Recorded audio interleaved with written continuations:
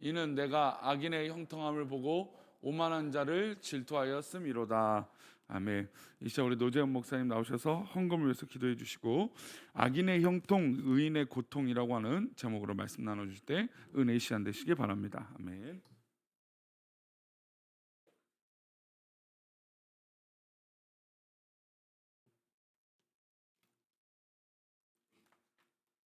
기도하시겠습니다.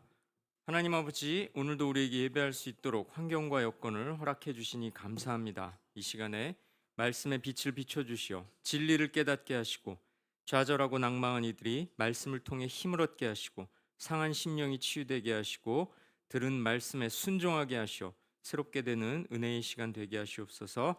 예물을 하나님께 드립니다. 기쁘게 받아 주옵시고, 여러 감사의 제목과 간구의 제목을 달아 드리오니 응답해 주시고, 하나님의 섭리를 경험케 하시옵소서. 이제 말씀을 상고할 때에 진리의 영께서 함께 하시어 바로 듣고 바로 깨달아 바로 행할 수 있도록 인도해 주시옵소서. 예수님의 이름으로 기도합니다. 아멘. 부채질 하시는 성도님들 계신데 혹시 더우면 에어컨 좀 트셔도 좋을 것 같습니다. 오늘 우리는 시편 중에서 구약 시대 아삽이라는 사람이 지은 시를 상고해 보려고 합니다. 아삽은 시를 시작하면서 이렇게 말합니다. 시 13편 1절 말씀인데요. 함께 처음부터 읽어봅시다. 시작. 아삽의 시. 하나님이 참으로 이스라엘 중 마음이 정결한 자에게 선을 행하시나. 그렇습니다. 표제부터 아삽이라는 사람이 지은 시다라는 걸 밝히고 시작을 하죠. 자, 그게 중요한 건 아니고요. 하나님께서는 이스라엘, 그러니까 당신의 백성 중에서도 마음이 정결한 자, 다시 말해 두 마음을 품지 않고 오직 하나님만 섬기는 자에게 좋은 것을 베푸시는 분이라고 합니다. 이런 말로 시를 시작하죠. 이거 너무나도 당연한 거 아닌가요? 너무나 당연해 보이는 말로 이 시를 시작한 데는 이유가 있습니다.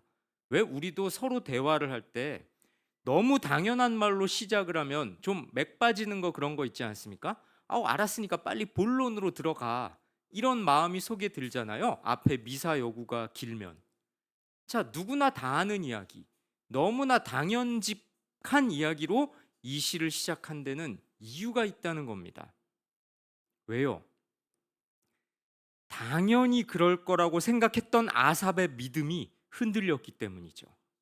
2절 봅시다. 함께 읽습니다. 나는 거의 넘어질 뻔하였고 나의 걸음이 미끄러질 뻔하였으니. 아삽은 넘어질 뻔했습니다. 미끄러질 뻔했다고 하네요. 이게 무슨 말일까요? 신앙의 위기를 맞은 거죠. 믿음이 흔들린 겁니다. 대체 무슨 까닭일까요? 다음 구절 3절 함께 읽습니다. 이는 내가 악인의 형통함을 보고 오만한 자를 질투하였음이로다. 그렇습니다. 악인들이 형통하는 모습을 봤기 때문이죠. 악인들이 잘 먹고 잘 사는 모습을 보면서 아삽은 질투를 느꼈습니다. 자신의 믿음과 현실이 너무나 달라서 낙담한 것이죠. 아까 우리가 1절 봤잖아요. 이 시를 어떻게 시작했습니까? 하나님을 잘 섬기는 자에게 하나님께서 좋은 거를 주시는 게 당연하다, 이렇게 시를 시작했는데 아삽은 그 믿음이 흔들렸다라는 겁니다.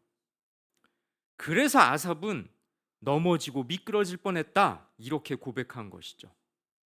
과연 악인들이 어떻게 했길래 아삽의 믿음을 흔들었을까요? 이어지는 구절 4절 5절 봅니다. 함께 있습니다. 그들은 죽을 때에도 고통이 없고 그 힘이 강건하며 사람들이 당하는 고난이 그들에게는 없고 사람들이 당하는 재앙도 그들에게는 없나니.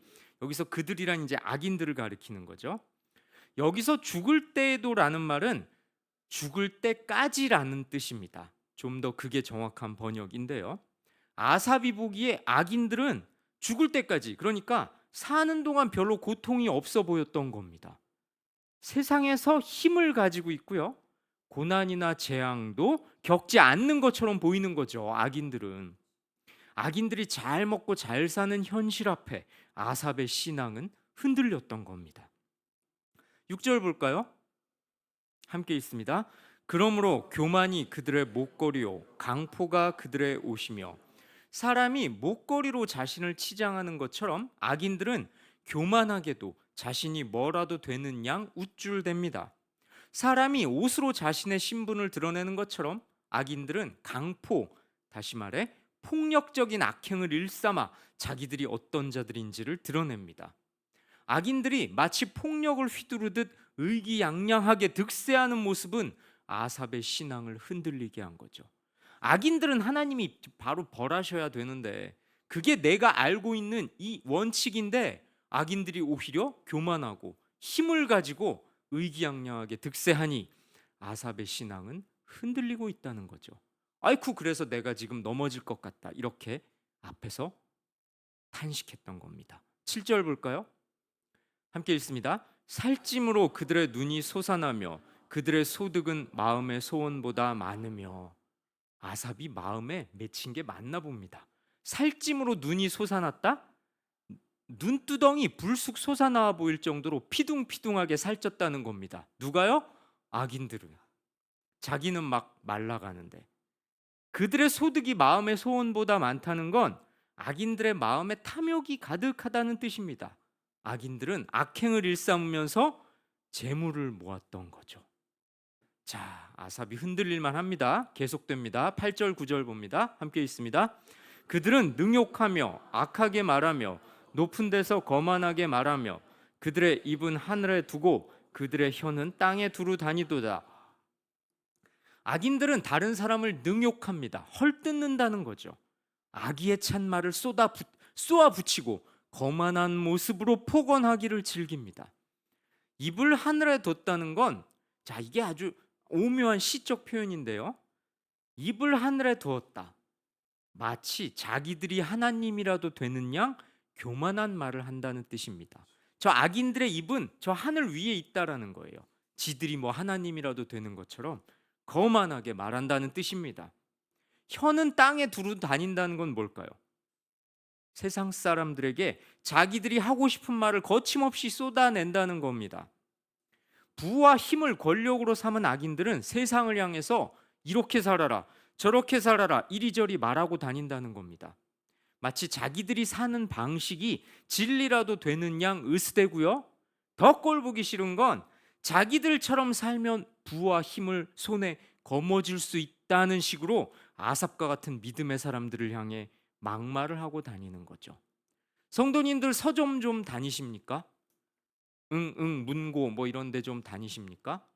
놀랍게도 그런 데 가면 베스트셀러 1위 자리를 변치 않고 차지하고 있는 책들이 뭔지 아십니까? 자기계발서와 재테크하는 책. 이렇게 하면 부자 된다, 이렇게 하면 성공한다라는 책은 이건 뭐 변함없이 항상 1등입니다. 그런데요, 저는 그 책을 볼 때마다 아주 마음이 불편해요. 자기들이 뭐 어떻게 하다 성공했을지는 모르겠습니다만 그렇게 사는 게 무슨 원칙이라도 되는 양, 니들도 나처럼 살면 이렇게 돈 벌고 이렇게 성공하고 이렇게 이 세상에서 형통할 수 있다. 어때? 부럽지?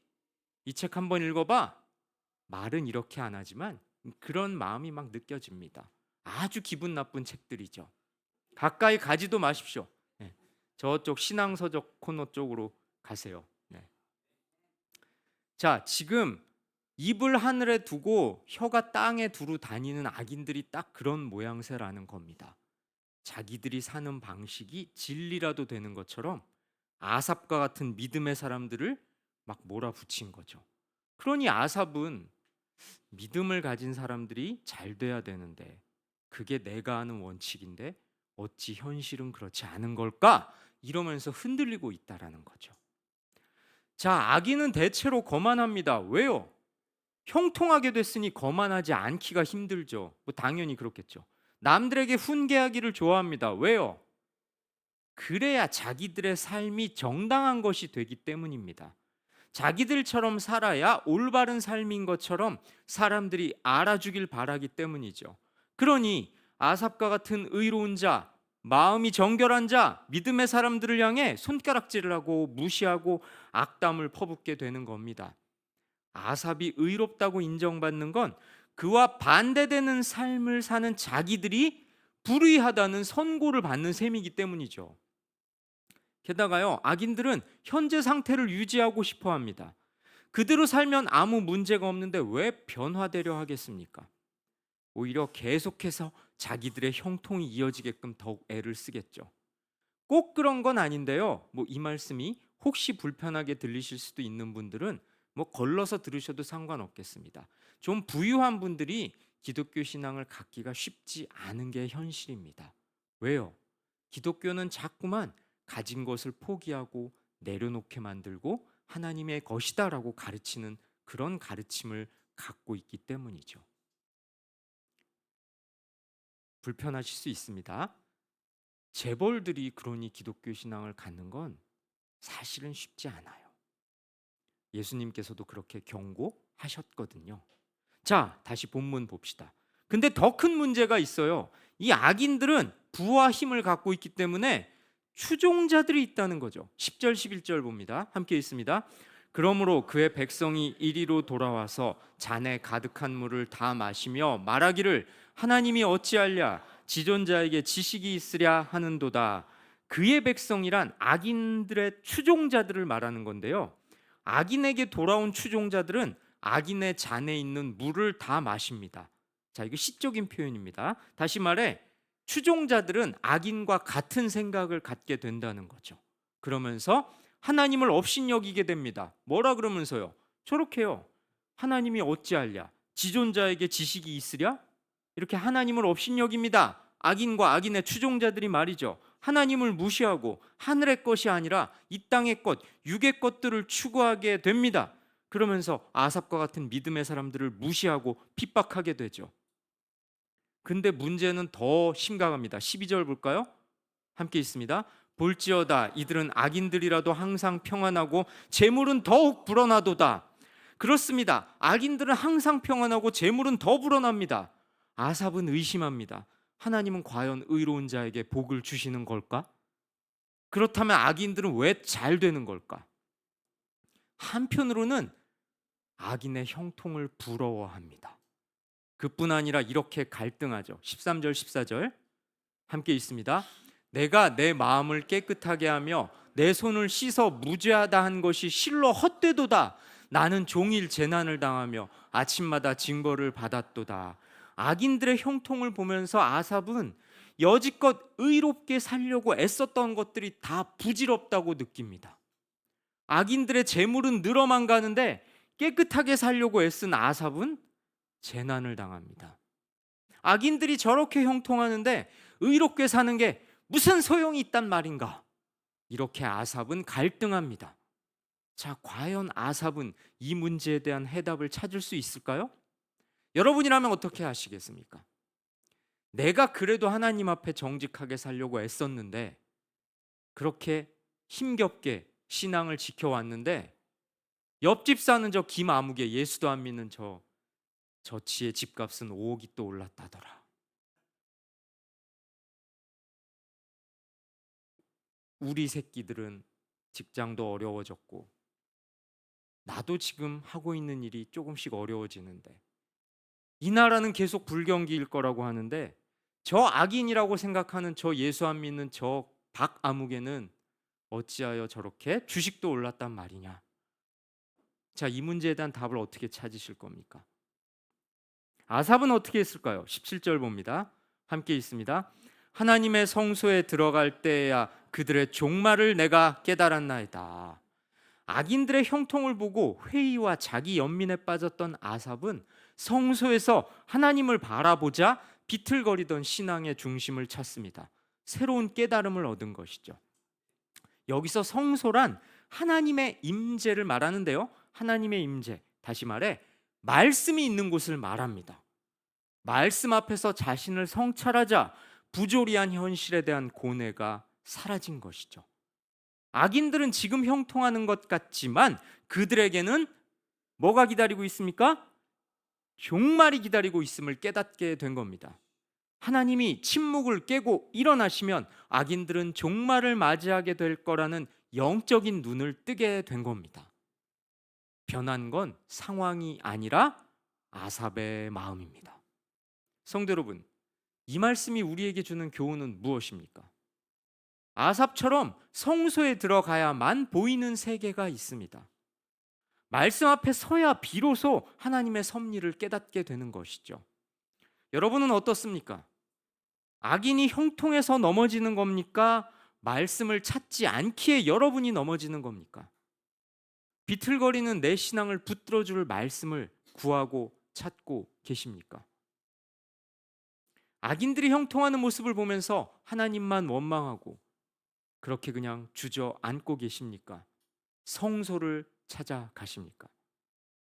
18절서부터 말씀 함께 읽습니다.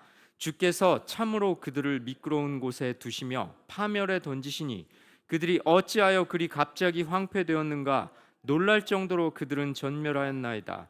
주여, 사람이 깬 후에는 꿈을 무시함같이 주께서 깨신 후에는 그들의 형상을 멸시하리이다. 성소에서 하나님을 만난 아삽은 악인의 최후를 깨닫습니다. 하나님께서는 마침내 악한 자들을 파멸시키실 것이며 악인들은 흔적도 없이 사라질 겁니다. 악인의 형통은 잠시일 뿐 결국은 파멸입니다. 성도 여러분, 악인의 형통을 부러워하다가 악인을 따라가는 어리석은 자가 되지 마세요. 이 땅에서 잠깐 누릴 세상의 번영을 택하다가 내일의 파멸을 얻는다면 그때에는 후회해도 소용이 없습니다. 깨달음을 얻은 아삽은 부끄러워합니다. 이제 깨닫게 되니까 좀 민망하고 부끄러워진 거죠. 그래서 이렇게 고백합니다. 21절부터 봅니다. 함께 있습니다. 내 마음이 산란하며 내 양심이 찔렸나이다. 내가 이같이 우매 무지함으로 주 앞에 짐승이오나 내가 항상 주와 함께하니 주께서 내 오른손을 붙드셨나이다. 주의 교훈으로 나를 인도하시고 후에는 영광으로 나를 영접하시리니. 아삽은 이제야 자신의 어리석음을 뼈저리게 깨닫습니다. 악인의 형통에 대한 부러움이 부끄러움으로 변합니다. 악인들의 삶을 질투하며 그들처럼 살고 싶다는 생각을 하던 아삽이 처절하게 후회합니다. 하지만 아삽이 흔들릴 때에도 주님은 흔들림이 없으셨습니다. 주께서 깨신 후에 악인은 멸망을 당하고 주께서 인도하신 후에 악인은 영광을 얻을 겁니다. 성도 여러분, 믿음의 눈을 들고 말씀에 마음을 두십시오. 악인의 결국만이 아니라 의로운 성도의 결국도 결국 보이게 될 겁니다. 이어서 아삽은 이렇게 노래합니다. 25절 26절 함께 읽습니다. 하늘에서는 주 외에 누가 내게 있으리요 땅에서는 주밖에 내가 사모할이 없나이다. 내 육체와 마음은 쇠약하나 하나님은 내 마음의 반석이시요 영원한 분깃이시라. 주님은 내 마음의 반석이며 영원한 분깃입니다. 영원한 분깃이라는 말은 내가 받을 몫의 전부가 하나님이라는 뜻이죠. 이건 무엇과도 비교할 수 없는 주님을 깨달은 자의 고백입니다. 주님을 반석으로 삼기에 몸과 마음이 쇠약해져도 악인의 강건함을 부러워하지 않습니다.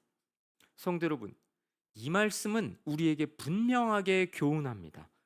주님이 나의 모든 것임을 믿는 자라면 타인의 부와 성공에 마음이 흔들리지 않습니다.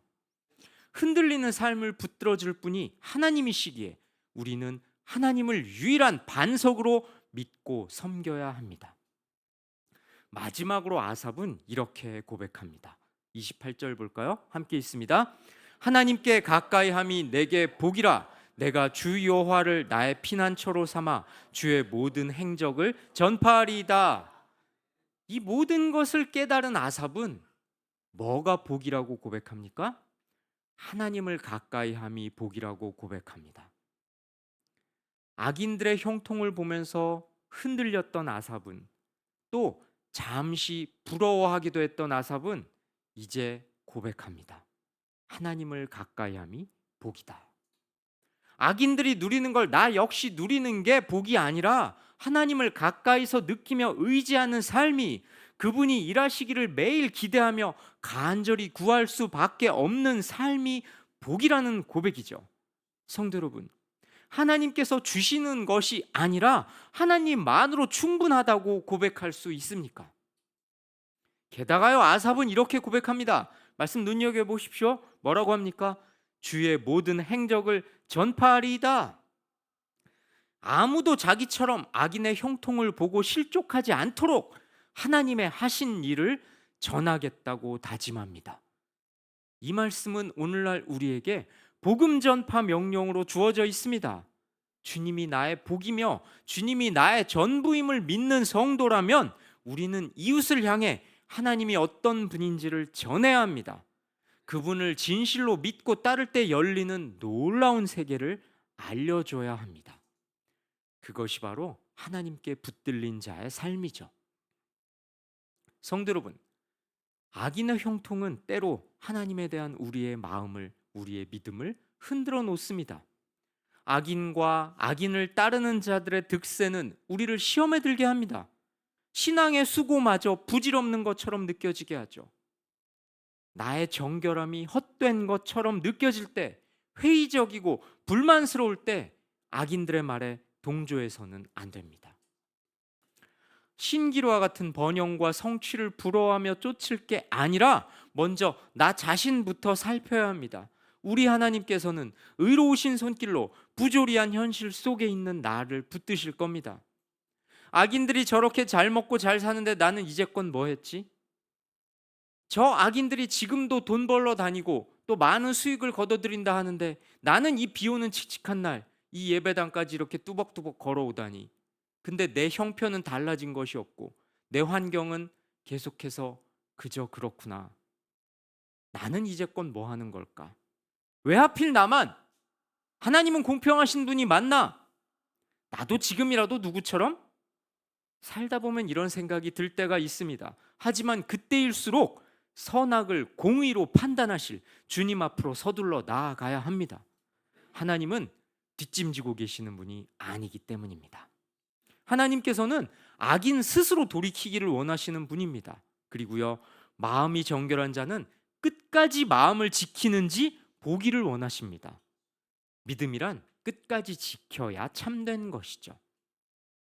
아삽은 이 시를 이렇게 시작했습니다. 다시 한번 1절 볼까요? 처음부터 읽어봅시다. 시작. 아삽의 시. 하나님이 참으로 이스라엘 중 마음이 정결한 자에게 선을 행하시나. 그렇습니다. 우리 하나님은 마음이 정결한 자, 두 마음 품지 않고 하나님만 섬기는 자의 편에 계신 분입니다. 그 사실을 진실로 믿으신다면 이해할 수 없는 악인의 형통을 볼 때 이 점을 기억해야 합니다. 하나님 없는 형통, 하나님을 떠난 자들의 번영이란 하나님에게서 더 멀어지게 만드는 재앙일 뿐입니다. 그러니 오늘의 형통에 낙담하거나 교만해서는 안 됩니다. 형통을 추구할 것이 아니라 의인의 삶을 추구해야 합니다. 그리고 그 하나님께서 우리의 힘과 능력이 되셔서 우리로 하여금 하나님을 전하는 복음의 일꾼이 되게 하실 겁니다. 악인과 악인의 추종자들이 차고 넘치는 부패와 악행의 잔을 함께 마시며 세상에서의 형통과 행악을 추구할 때 그들을 향하여 눈에 보이는 것이 전부가 아니라 눈에 보이지 않는 영원한 세상이 더 중요하다는 진리를 가르쳐줄 복음의 일꾼으로 세워주실 겁니다.